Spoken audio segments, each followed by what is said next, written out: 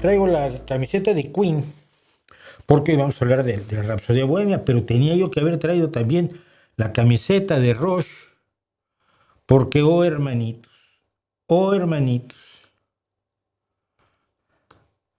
finalmente se produjo, ocurrió y aconteció. Rush volvió a los escenarios.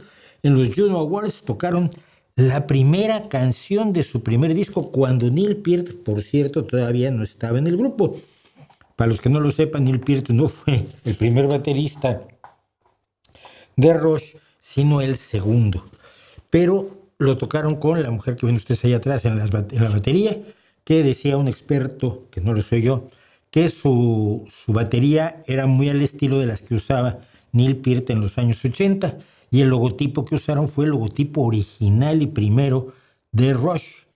Y bueno, pues a la izquierda está Alex Lifeson, a la derecha está Geddy Lee, y es un placer oírlos en el escenario. Para los amantes del Rush, para los amantes del buen rock progresivo, para los amantes de una de las mejores bandas, le guste a quien le guste y le disguste a quien le disguste, una de las mejores bandas de rock, el power trio por excelencia, que es Rush, volvió a los escenarios, y a los que nos gusta la musiquita nos dio una enorme alegría.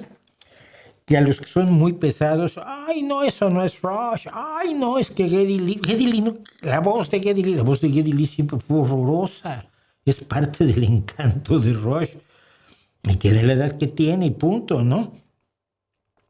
Y ay, es que no está Neil Peart, no, es que se murió hace como 15 años. ¿Cuándo fue la última vez que se presentaron juntos, vamos, que se presentó el grupo? Fue hace muchísimos años.